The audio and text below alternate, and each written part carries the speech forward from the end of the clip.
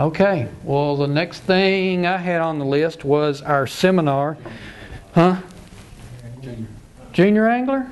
We don't have any of those, do we? We got a couple out there. Oh, okay. Well, why don't you handle that?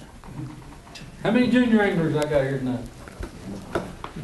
No, not you, man. Not you, Mac. Come on up, junior angler. Also, we're always looking for merchandise to give out to if anybody wants to volunteer some merchandise for our junior angler program. We always have a hand or a bag that we can put it in. What's your name? I know who you are. Tell everybody what your name is. Lucy Waters. And who are you? What did you win last year? The crappie anglers of Texas championship. Junior for 2000. First ever. First ever. Kicked all them little boys' tails. She was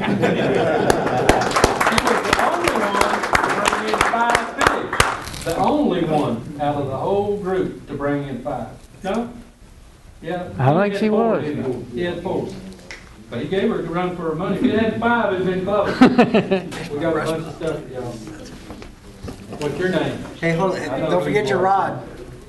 Don't forget your rod. You can't have a rod. Mackey's tried to get that from me for years, and he ain't got it yet. He's a lot bigger than you. What's your name? Shannon Ricketts. And did you help us at any time? Yes. When? At the extravaganza. And where else? Was you at Richland Chambers? So. I know so. There you go. Thanks for coming out. Thank you, Shannon.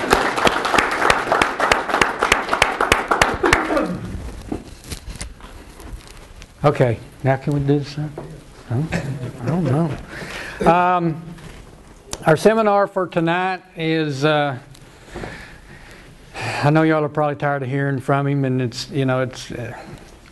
it's all basically the same thing. It's white and chartreuse and black and chartreuse, just different places and different depths. But tonight we've got North Texas Guide Service and one of our board members. He's going to talk to us about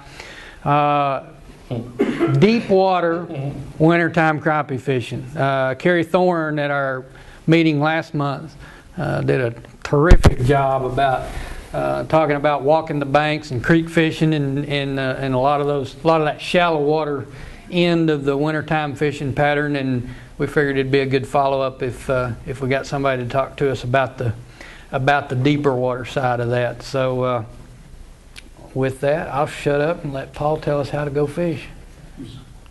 Well, I'm no expert at deep water fishing by no means, but I can tell you some of the things that works for me when I'm fishing. First off, on a tool that we do or use for deep water fishing, keeping fish alive. And this is the handiest thing that ever came out for it. This takes all the guesswork out of it. If you catch a fish 20, 25 foot water right now, his throat tries to come up, his belly tries to come up, his air bladder. And this little deal right here will save that fish.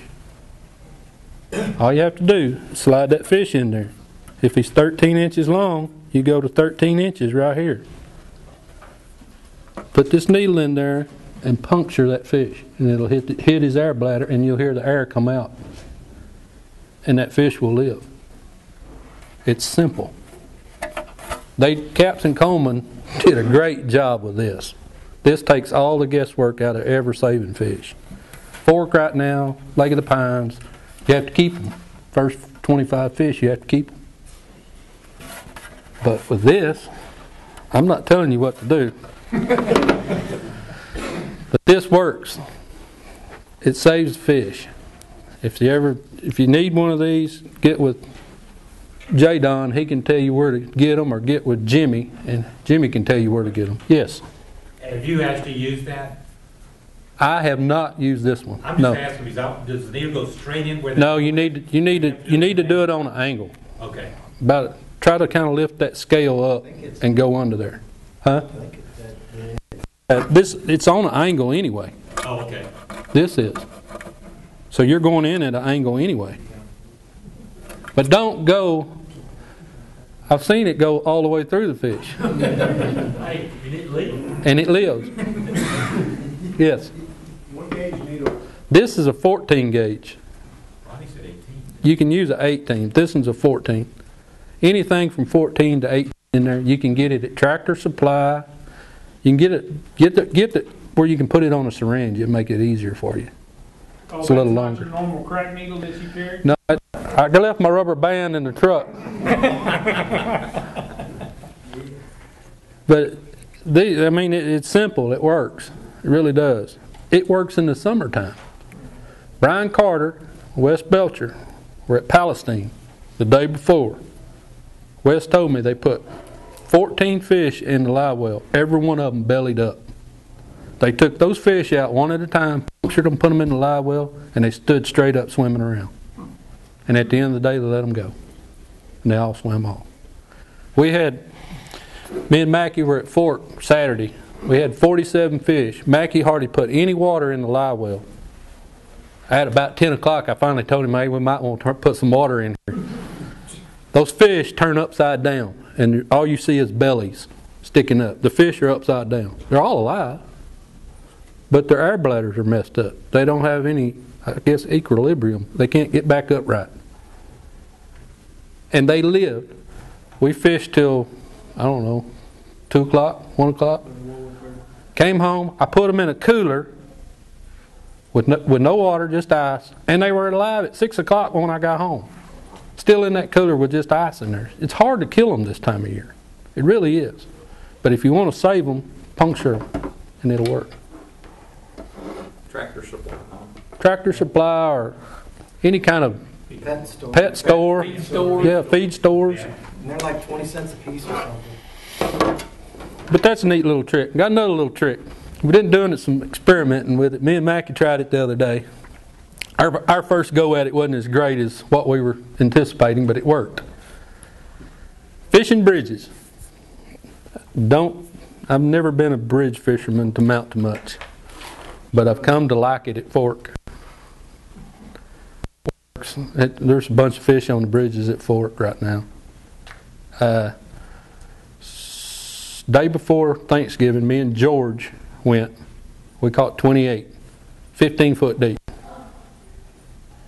1 week later, the water temperature was 60 degrees. Me and Mackie was down there last weekend, the week after Thanksgiving. Just in that time, the water cooled off 3 degrees. It was 57 when we first got there. Those fish were 25 foot deep. 24, 25 foot deep. Just in a week, they went that deep. Only on 3 degrees temperature. Why? I figured out why when I got home. They're full of shad. That's where all the bait were. All that bait's deep right now for some reason. Small crappie up to the top. And Mr. Godzilla Bass come up there and took his crappie and his jig away from him. This is only bite of the day.